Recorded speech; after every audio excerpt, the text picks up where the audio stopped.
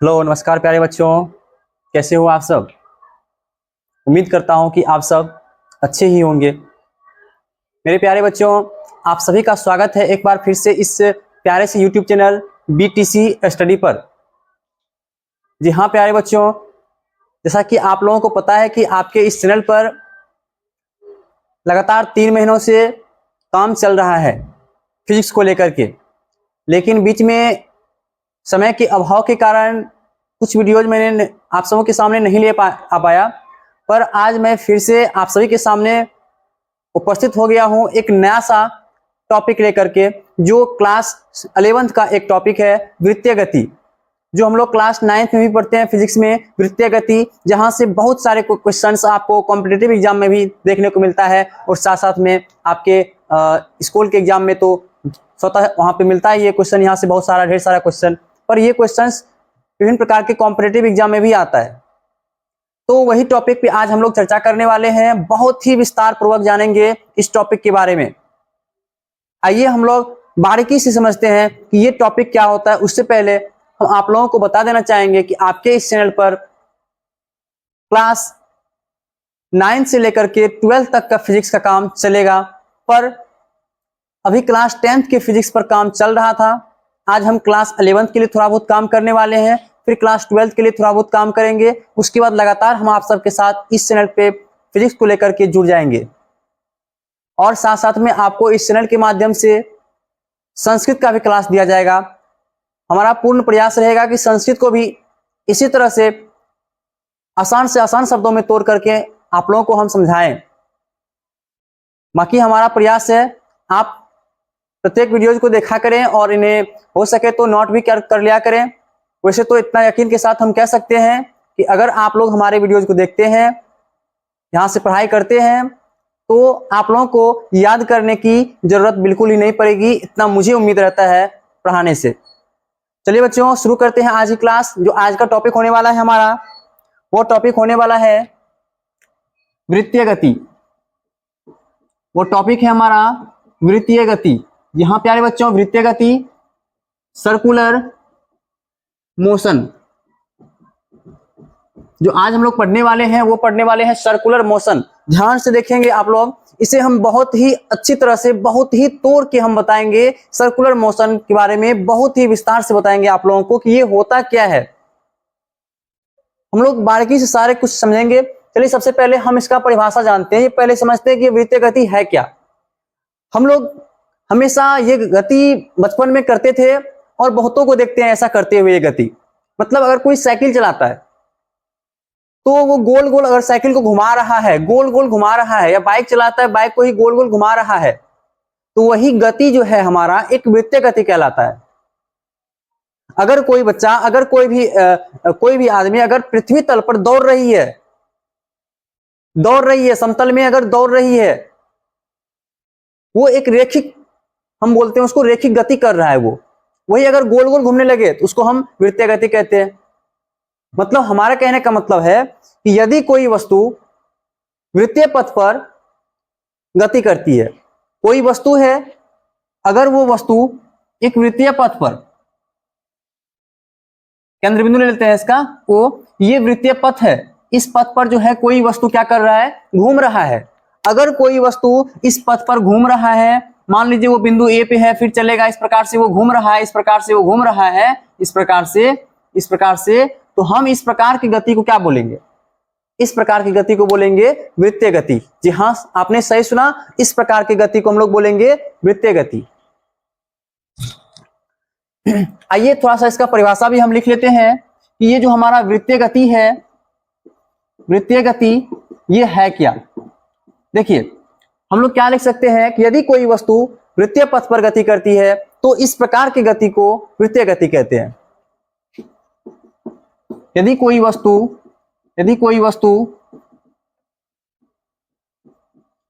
वृत्तीय पथ पर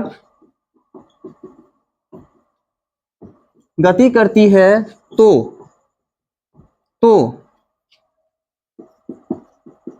इस प्रकार की गति को वृत्तीय गति कहते हैं। सही सुना आपने। अगर कोई वस्तु वृत्तीय पथ पर गति कर रही है तो इस प्रकार की गति को हम लोग क्या बोलते हैं? तो इस प्रकार की गति को हम लोग बोलते हैं वृत्तीय गति, यानी कि सर्कुलर मोशन। सही सुना आपने। अगर कोई वस्तु वृत्तीय पथ पर गति कर रही है, गोल गोल घूम रही है, तो इस प्रकार की गति को हम लोग स्वाभाविक है कह सकते हैं, ये एक वृत्तीय गति है। अब देखिए, वृत्तीय गति में बहुत सारे पदों को हमें पढ़ना होता है। बहुत सारे ऐसा पद है जिसको हम लोग बारीकी से एक एक करके देखेंगे। इसमें जो आपका पहला पद होता है, हमारा पहला पद होता है कोणीय विस्थापन। पहला क्या होता है? पहला होता है कोणीय विस्थापन। कोणीय विस्थापन। अब देखिए, कोणीय विस्थापन क्या है? इसको इंग्लिश में जो है हम लोग बोलते हैं एंगुलर डिस्प्लेसमेंट। इसको इंग्लिश में हम लोग क्या बोलते हैं? Angular displacement. अब देखिए, ये जो कोणीय विस्थापन है, ये होता क्या है? तो आप लोग को मैं इसको फिगर के साथ समझाने का प्रयास करूंगा। आप लोग फिगर में सही से देखें। जैसे कि मान लीजिए एक वृत्ताकार पथ हम बना लिए। यहाँ पे इस वृत्ताकार पथ पर एक वस्तु गति कर रही है। हम लोग क्या ज्ञात करने वाले? हम लोग ज्ञात करने वाले हैं कोणीय विस्थापन की। कोणीय विस्थापन को समझने वाले कि विस्थापन जो है होता क्या है। अब देखिए, यहां पर जो मान लीजिए इस वृत्ताकार पथ पर कोई वस्तु गति करना शुरू करता है, तो गति करेगा तो वृत्तीय पथ पर कहीं ना कहीं पहले वो आएगा।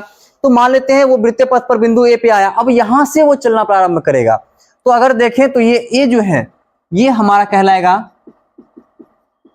प्रारंभिक स्थिति, मतलब यहां से चलना प्रारंभ करेगा। तो यहां से इसको त्रिज्या इस प्रकार से खींच देते हैं। यहां से केंद्र से यहां परिधि तक की दूरी हो गया, जहां से चलना प्रारंभ किया। ये हो सकता है ये कुछ क्षण बाद बिंदु बी तक पहुंच जाए।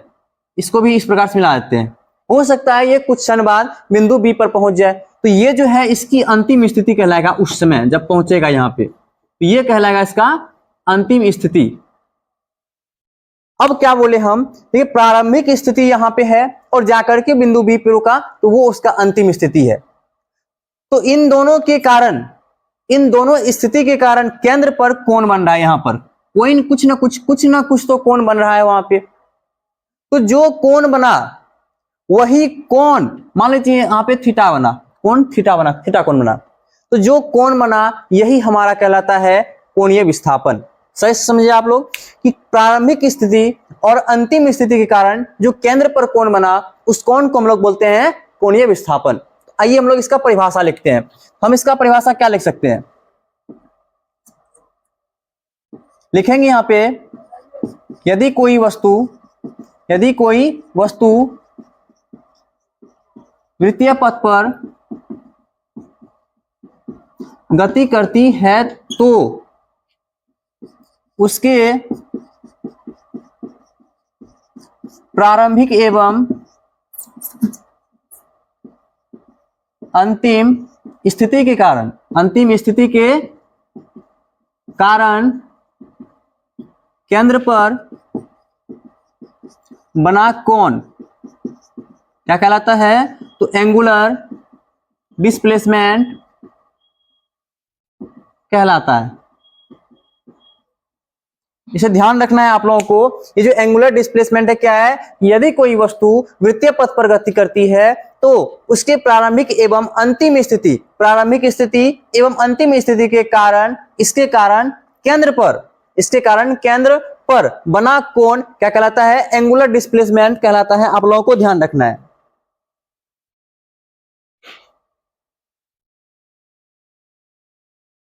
अब देखिए, ये एंगुलर डिस्प्लेसमेंट आप लोग समझ गए होंगे। अब जो इसको डिनोट करते हैं, एंगुलर डिस्प्लेसमेंट को हम लिख सकते हैं, इसे थीटा से डिनोट क्या जाता है? मतलब एंगुलर डिस्प्लेसमेंट जो है इसको हम लोग डिनोट करते हैं थीटा से। सही सुना आपने। इसको हम लोग डिनोट करते हैं किससे? थीटा से। कोणीय विस्थापन को हम लोग थीटा से डिनोट करते हैं। उसके बाद इसमें और भी बोलेंगे, इसका एसआई मात्रक, क्या होता है? इसका एसआई मात्रक होता है रेडियन।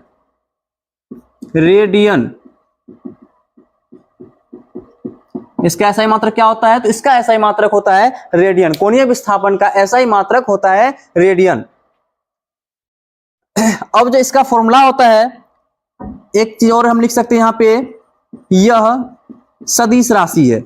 कोणीय विस्थापन जो है कौन राशि है, ये सदिश राशि है और इसका फॉर्मूला हो जाएगा हमारा थीटा बराबर L/R। जहां पर यहां अगर हम लोग देखें L जो है, L है चाप की लंबाई, क्या है, चाप की लंबाई। R क्या है आप लोग जानते ही होंगे, ये R जो है ये हमारा त्रिज्या। इतना बातें आप लोग अच्छी तरह से समझ गए होंगे कि थीटा बराबर जो लिखे हैं यहाँ पे L/R लिखे हैं, जहां L जो है हमारा चाप की लंबाई, यहां देख सकते हैं यहां से A से B तक गया तो ये वृत्ताकार पथ पे घूम रहा है, तो A से B ये हमारा चाप है, यही हमारा चाप है। उसके बाद ये तो हमारा त्रिज्या है, ये दोनों के दोनों क्या है हमारा, तो ये दोनों के दोनों हमारा एक त्रिज्या है, रेडियस है। तो इतना बारे जो कुछ ही बताएं अभी, ये सब के सब हमारा कोणीय विस्थापन यानी कि वृत्तीय गति ही समझ सकते हैं, वृत्तीय गति पे ही सारा कुछ बताएं अभी। अब यहां पर एक चीज और है, अभी हम बोले कि इसका ऐसा ही मात्रक रेडियन होता है। अब देखिए ये रेडियन क्या होता है, ये जो रेडियन है ये होता क्या है, तो हम क्या बोल सकते हैं, हम बोल सकते हैं कि वृत्त के त्रिज्या के समान लंबाई के। अब देखिए वृत्त कोई भी हो उसमें त्रिज्या अनगिनत होती है, अनंत त्रिज्या होती है और सबकी लंबाई समान होती है।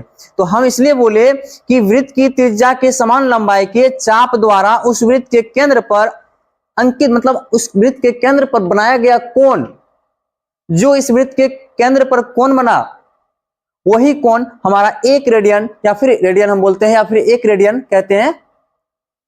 अब देखिए उसके बाद एक रेडियन में 57.3 डिग्री होता है मान। आप लोगों को ध्यान रखना है, एक रेडियन बराबर 57.3 डिग्री होता है, इतना आप लोगों को ध्यान रखना है। इसके बाद हम लोग चलते हैं एंगुलर वेलोसिटी पे। तो इसके बाद हम लोग नया सा टॉपिक पढ़ते हैं। अब जो पढ़ना है हमें, पढ़ना है क्या, एंगुलर वेलोसिटी। एंगुलर वेलोसिटी अर्थात कोणीय वेग।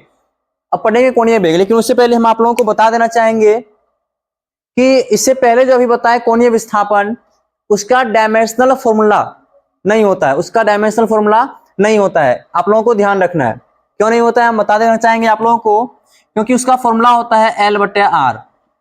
L लंबाई है, एक दूरी है एक प्रकार का, R भी त्रिज्या है, एक प्रकार का दूरी है, दोनों राशि समान है। दोनों राशि समान होने के कारण इसका जो है विमीय सूत्र, तो क्या होगा, विमीय सूत्र नहीं होगा। कैसे नहीं होगा बताते हैं, इस लंबाई है, लंबाई का जो विमीय सूत्र होगा क्या, पहले मात्र क्या होगा मीटर, और इसका विमीय सूत्र क्या होता है L। त्रिज्या का विमीय सूत्र L, ऊपर ले जाएंगे L की पावर -1, ये हो जाएगा L की पावर 0 और इसका मान होगा 1, और एक किसी का विमीय सूत्र नहीं होता है, इसलिए बोले इसका विमीय सूत्र नहीं होता है, आप लोगों को ध्यान रखना है। तो अब हम लोग पढ़ेंगे यहाँ पे एंगुलर वेलोसिटी। तो ये एंगुलर वेलोसिटी क्या होता है, हम लोग लिखेंगे समय के साथ कोणीय विस्थापन में परिवर्तन की दर एंगुलर वेलोसिटी कहलाता है। समय के साथ कोणीय विस्थापन में जो परिवर्तन होगा इसी को हम लोग बोलेंगे कोणीय विस्थापन। देखिए ऐसे हम कोणीय वेग, ऐसे हम लोग बोलेंगे। देखिए वहां पे हम लोग रेखिक गति में क्या पढ़े थे, वहां पे पढ़े थे विस्थापन, यहाँ पे पढ़ रहे हैं कोणीय विस्थापन। वृत्तीय गति है तो कोणीय विस्थापन, रेखिक गति है तो विस्थापन। यहाँ पे वहां पे पढ़े थे रेखिक गति में हम लोग कोणीय वेग पढ़े थे, सिंपल सा वेग पढ़े थे। लेकिन यहाँ पे वृत्ताकार गति है, वृत्तीय पथ पर गति कर रहे हैं तो यहाँ पे कोणीय वेग पढ़ना है। वहां पे त्वरण पढ़े थे, यहाँ पे हमें पढ़ना है कोणीय त्वरण। तो ये सब बातें में ध्यान रखना। वहां पे वेग का परिभाषा क्या पढ़े थे, विस्थापन में परिवर्तन की दर वेग कहलाता है। तो यहाँ पे बोलेंगे कोणीय विस्थापन में परिवर्तन की दर कोणीय विस्थापन कहलाता है, सॉरी हाँ कोणीय वेग कहलाता है। कोणीय विस्थापन में परिवर्तन की दर कोणीय वेग कहलाता है। अब जो इसमें परिवर्तन होगा वो कुछ ना कुछ इसमें समय लगेगा, स्वाभाविक है ये। तो इसलिए बोले कि समय के साथ जो कोणीय विस्थापन में परिवर्तन होगा यही हमारा कहलाएगा एंगुलर वेलोसिटी। हमें उम्मीद है कि आप लोग ये परिभाषा समझ गए होंगे। वहां पे पढ़े थे विस्थापन में परिवर्तन की दर वेग कहलाता है, और यहाँ पे पढ़ रहे हैं हम लोग समय के साथ कोणीय विस्थापन में परिवर्तन की दर कोणीय वेग कहलाता है। कोणीय विस्थापन में परिवर्तन हुआ कोणीय वेग कहलाएगा, अगर विस्थापन में परिवर्तन हुआ तो वो वेग कहलाएगा।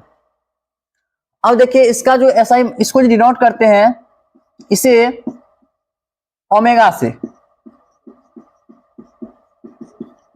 से डिनोट किया जाता है। इसको जो है ना ओमेगा से हम लोग डिनोट करते हैं, यानी सूचित करते हैं कोणीय वेग को। उसके बाद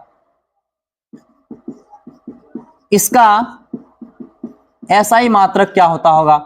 अब देखिए वहां पे हम लोग एसआई मात्रक क्या पढ़े थे, मीटर पर सेकंड, पर यहाँ पे मीटर नहीं, यहाँ पे रेडियन है, हो जाएगा रेडियन पर सेकंड। तो इसका एसआई मात्रक हो जाएगा रेडियन पर सेकंड। थोड़ा सा अंतर है, रेडियन पर सेकंड होता है, इसे ध्यान रखना है। इसका जो एसआई मात्रक होता है वो क्या होता है, तो रेडियन पर सेकंड होता है।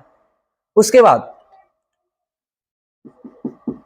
यह एक सदिश राशि है, ये कौन राशि है, ये सदिश राशि है। अब देखिए वहां भी जो पढ़े थे वहां पे वेग रैखिक गति के लिए वो भी सदिश राशि ही था, और ये भी कौन राशि है, ये भी सदिश राशि है, क्योंकि इसकी एक निश्चित दिशा होती है। फिर उसके बाद अगर इसका हम फॉर्मूला लिखिए, हम लिखेंगे इसे, हाँ फॉर्मूला है तो इसका क्या होगा, फॉर्मूला ओमेगा बराबर। अब देखिए इसका फॉर्मूला समझने का प्रयास करते हैं हम लोग जो रैखिक गति के लिए पढ़े थे वेग, उसका परिभाषा क्या था, विस्थापन में परिवर्तन हुआ था तो विस्थापन बटे समय एस बाय टी। लेकिन यहां पे क्या होगा, यहां पर जो है कोणीय विस्थापन में परिवर्तन हुआ, तो यहां पे कोणीय विस्थापन क्या हो जाएगा, हमारा थीटा है तो है ये है, बाय में क्या हो जाएगा टी। हम यहां पर लिखेंगे ओमेगा बराबर थीटा, बाय में क्या हो जाएगा टी हो जाएगा। जहां पर हम लिख सकते हैं ऐसे करके, यहां जो है हमारा थीटा हो गया क्या, ये हो गया हमारा एंगुलर डिस्प्लेसमेंट, और ये जो टी है ये टी हो गया हमारा क्या, ये हो गया हमारा समय। आप लोग समझ गए होंगे ये बातें, आप लोगों को ये बातें समझने में कोई भी दिक्कत नहीं हुई होगी, ऐसा मुझे उम्मीद है। अब देखिए इसका हम डायमेंशनल फॉर्मूला निकालते हैं। डायमेंशनल फॉर्मूला, ये 9th क्लास के बच्चे डायमेंशनल फॉर्मूला अभी नहीं समझेंगे, इसमें मुझे खेद है, लेकिन वो भी क्लास 11th में जाते जाते डायमेंशनल फॉर्मूला भी वहां पे सीख जाएंगे। इतना चीज आपको क्लास 9th में पढ़ना है, 11th में भी पढ़ना है। 11th में थोड़ा सा एक्स्ट्रा क्या है कि इसका डायमेंशनल फॉर्मूला वहां पे पढ़ना होता है हमें। तो इसका जो डायमेंशनल फॉर्मूला होगा, अगर आप लोगों को डायमेंशनल फॉर्मूला में कोई भी परेशानी है तो आप लोगों के लिए कुछ वीडियोज अपलोड है डायमेंशनल फॉर्मूला के लिए, जो कि काफी अच्छी तरह से और सटीक तरह से और सरल तरीके से बताया गया है। वहां पे डायमेंशनल फॉर्मूला निकालने के लिए 2 से 3 वीडियो अपलोड है, आप लोग देख सकते हैं जाकर के, वहां पे बहुत ही अच्छी तरह से बताया गया है। आइए हम लोग यहाँ पे भी देख लेते हैं। सबसे पहले डायमेंशनल फॉर्मूला कैसे निकालते हैं, जैसे ओमेगा फॉर्मूला से भी निकाल सकते हैं, थीटा बाय टी है, या मात्रक से भी निकाल सकते हैं हम लोग। देखिए थीटा जो है, थीटा कोणीय विस्थापन है, और इसका विमीय सूत्र जो था वो क्या था, इसका विमीय सूत्र नहीं था, तो कुछ नहीं है तो पर मान लेते हैं 1 है, बाय ये समय है, समय का विमीय सूत्र होता है, क्या होता है, तो इसका विमीय सूत्र होता है कैपिटल टी। अब इसे ऊपर ले चलें तो ऊपर में हो जाएगा टी की पावर -1 हो जाएगा, ऊपर में टी की पावर -1। अब यहाँ पे 1 से इसमें गुना होगा टी की पावर -1 में, तो कोई फर्क नहीं पड़ेगा, इसलिए हम 1 लिखे ही नहीं। और आप लोगों को ध्यान रखना है कि विमीय सूत्र को हमेशा बड़ी कोष्ठक में बंद किया जाता है, रखा जाता है। और इसको हम एक तरीका और से भी लिख सकते हैं, m की पावर कुछ नहीं है तो 0, l की पावर कुछ नहीं है तो 0, और t की पावर में क्या -1, क्योंकि किसी भी पद के ऊपर में अगर पावर में 0 है उसका वैल्यू कितना होता है, 1 होता है, जो कि कई बार आप लोगों को बताया है। जैसे कि अगर हम लोग x की पावर 0 लिखते हैं तो इसका वैल्यू कितना 1, क्यों 1 हम बताते हैं। जैसे x है, इसके बट्टे में भी हो जाएगा x, जिसके पावर में 0 होता है उसको अंश बट्टे हर के रूप में लिखते हैं, तो x बट्टा x, और उसको काट के देखिए ये बचेगा x, इसलिए हम बोले जिसके पावर में 0 है उसका मान 1 होता है, और 1 होता है तो 1 से इसमें गुना होगा तो कोई फर्क नहीं पड़ेगा। इसलिए अगर MLT के रूप में और ऑब्जेक्टिव में ऑप्शन दिया हुआ है तो वहां पे हम ये भी मार सकते हैं, यानी तो t की पावर -1 हम लोग जानते ही हैं। हमें उम्मीद है कि आप लोगों को ये बातें समझ में आ गई होगी। इसके बाद हम लोग चलते हैं कोणीय त्वरण की तरफ। कोणीय त्वरण जो है ये हमारा क्या होता है, जैसे कि वहां पे रैखिक गति के लिए हम लोग पढ़े थे कोणीय त्वरण का, वहां पे त्वरण का परिभाषा कि वेग में जो परिवर्तन होता है, वेग में जो परिवर्तन होता है वही हमारा क्या कहलाता है, त्वरण कहलाता है। पर यहाँ पे जो हम लोग पढ़ने वाले हैं कोणीय वेग में परिवर्तन, जो समय के साथ कोणीय वेग में परिवर्तन होगा वो कोणीय त्वरण कहलाएगा। वहां पे वेग में परिवर्तन हुआ त्वरण कहलाया, यहाँ पे कोणीय वेग में परिवर्तन होगा त्वरण कहलाएगा। हम लिखेंगे यहाँ पे फिर से एंगुलर एक्सलरेशन मतलब कोणीय त्वरण। जी हाँ प्यारे बच्चों, आपने सही सुना, कोणीय त्वरण के बारे में अभी हमें जानना है। ये कोणीय त्वरण जो है ये हमारा क्या होता है। तो देखिए हम लिख सकते हैं यहां पे कोणीय वेग में परिवर्तन की दर कोणीय त्वरण कहलाती है। जो कोणीय वेग में परिवर्तन होता है, कोणीय वेग में परिवर्तन की जो दर होती है वही हमारा कहलाता है कोणीय त्वरण। अब देखिए, अब इसे हम लोग क्या किससे डिनोट करेंगे, तो कोणीय त्वरण को अल्फा से डिनोट करते हैं, डिनोट किया जाता है। जो कोणीय त्वरण है इसको हम लोग अल्फा से डिनोट करते हैं। आप लोग इन्हें जानते होंगे, ये बातें अल्फा से इसको डिनोट करते हैं। उसके बाद हम बोल सकते हैं इसका जो एसआई मात्रक होता है, इसका एसआई मात्रक क्या होता है अब दिखाते हैं हम आप लोगों को। उससे पहले हम इसका फॉर्मूला लिख लेते हैं, फिर इसका एसआई मात्रक समझाते हैं। अल्फा बराबर क्या होगा फॉर्मूला, आप लोग अब बता सकते हैं। जैसे कि हम बोले कोणीय वेग में परिवर्तन हुआ त्वरण कहलाया, तो कोणीय विस्थापन में परिवर्तन हुआ तो कोणीय वेग कहलाया।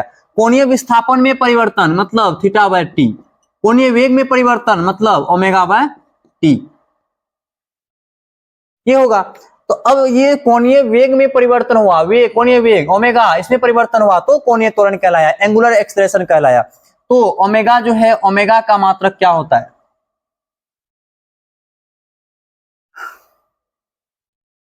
ओमेगा का मात्रक क्या होता है, इसका मात्रक होता है रेडियन पर सेकेंड या बटे सेकेंड, लेकिन उसके हॉल बट्टे हम लगा देंगे क्या, टी। टी का भी मात्रक होता है सेकेंड, ये होता है आप लोग जानते होंगे। अगर इसी को हम लोग लिखे तो लिख सकते हैं रेडियन बट्टे में सेकेंड है, इस सेकेंड के बट्टे में कुछ नहीं तो 1 है, पलटेंगे तो होगा 1 बट्टे सेकेंड। और इसको अगर देखें तो ये हो जाएगा रेडियन बट्टे में क्या हो जाएगा यहाँ पे सेकेंड गुना सेकेंड, सेकेंड का स्क्वायर। क्या इसी को लिख सकते हैं ऐसे रेडियन पर सेकेंड स्क्वायर। ये हुआ इसका फॉर्मूला से इसका हम मात्रक निकाल दिए। तो इसका फॉर्मूला क्या हो जाएगा omega by T, omega by T, ये इसका फॉर्मूला है। और अगर इसका एसआई यूनिट पूछे, हम बोल सकते हैं रेडियन पर क्या हो जाएगा यहाँ पे सेकेंड स्क्वायर, रेडियन पर सेकेंड स्क्वायर।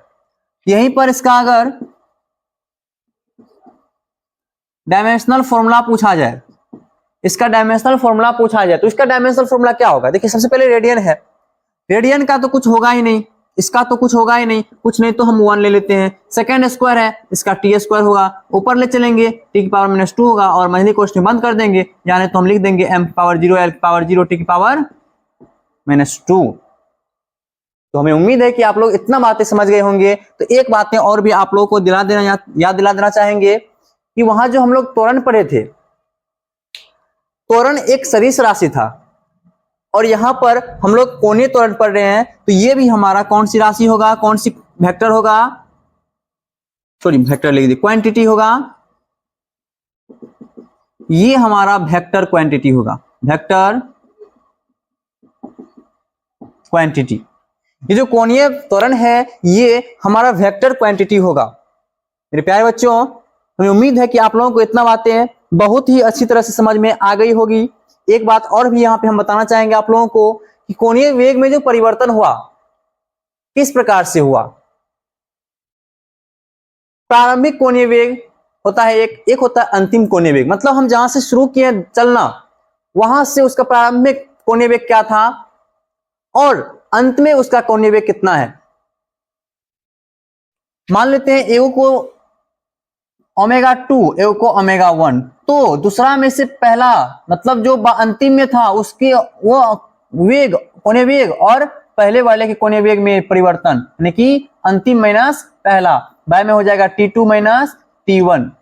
यहां जो हम T2 माइनस T1 लिखे हैं, हम यहां पे लिखे हैं, इसका मतलब ये हुआ कि T1 समय में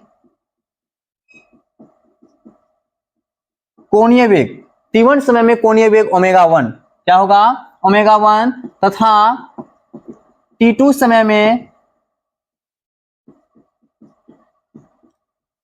कोणीय वेग ओमेगा 2। ये बातें होगा इसका। तो मेरे प्यारे बच्चों, हमें उम्मीद है कि आप लोगों को इतना बातें बहुत ही अच्छी तरह से समझ में आ गई होगी। ये आज का टॉपिक यही था।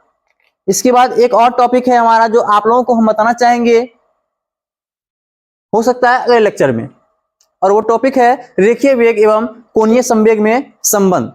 शॉर्ट में हम यही बता देते हैं कि ये दोनों में संबंध होता कैसे, क्या है।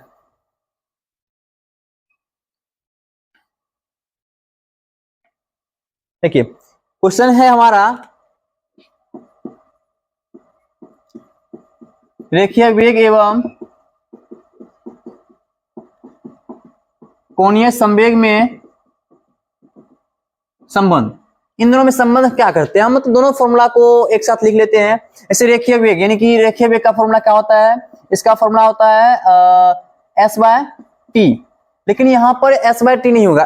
देखिए अगर कोई वस्तु वृत्ताकार पथ पे घूम रहा है, मतलब वृत्ताकार पथ के लिए लिया जाए, अगर एक बार घुमा है तो यहाँ पे कहीं ना कहीं देखा जाए तो एक चक्कर पूरा किया, और एक चक्कर वृत्ताकार पथ पे अगर घुमा है, चला है, तो वो होता है एक परिधि, अर्थात हम लिख सकते हैं 2 पाई आर एस की जगह पे, और बाय में क्या हो जाएगा टी। इसको मान लेते हैं इक्वेशन फर्स्ट, कोई दिक्कत, इसको इक्वेशन हम लोग फर्स्ट मान लिए।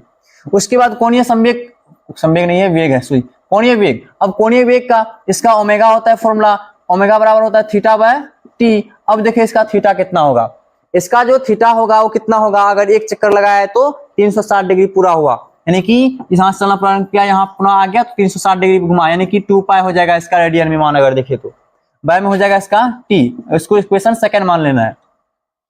अब इक्वेशन फर्स्ट और सेकंड से अगर Samik equation first and second से हम लोग देखें, मतलब ऐसे कर सकते हैं, फर्स्ट एंड सेकंड को भागा देते हैं, तो LHS में सिर्फ LHS से भागा होता है और RHS में सिर्फ RHS से, तो ये हो जाएगा हमारा V बाय ओमेगा बराबर, इधर हो जाएगा हमारा 2 पाई R बाय में T, और इसके होल बटे में हो जाएगा ये 2 पाई बाय T। अब देखिए T से T कट जाएगा, 2 पाई से 2 पाई कट जाएगा, यहाँ पे V बाय ओमेगा बराबर क्या बचा, सिर्फ और सिर्फ R। यही हमारा संबंध है कोणीय वेग और रेखीय वेग में, V बाय ओमेगा बराबर R। यानी तो हम ऐसे बोल सकते हैं V बराबर R से ओमेगा में गुना होगा तो ओमेगा R हो जाएगा, या R ओमेगा हो जाएगा। यही संबंध है, हम लिख देंगे यहाँ पे इसके बीच का संबंध है, तो यही संबंध है V बराबर ओमेगा R।